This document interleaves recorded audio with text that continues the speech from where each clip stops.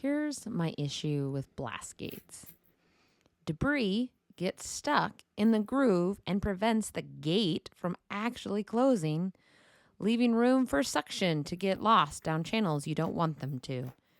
Now, my blast gates are near the ceiling, and so to clean them out, I have to climb on a ladder, which I don't like heights, take it all apart, and then beat the crud out of them, and they still don't want to close.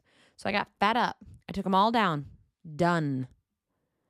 I found these Dust Right blast gates from Rockler. No, it's not sponsored, but just look at them. It just seemed brilliant. So the blue is all part of the gate. So when you close it, it goes beyond the hole into that little opening, and any dust or crud that's stuck in there just falls out.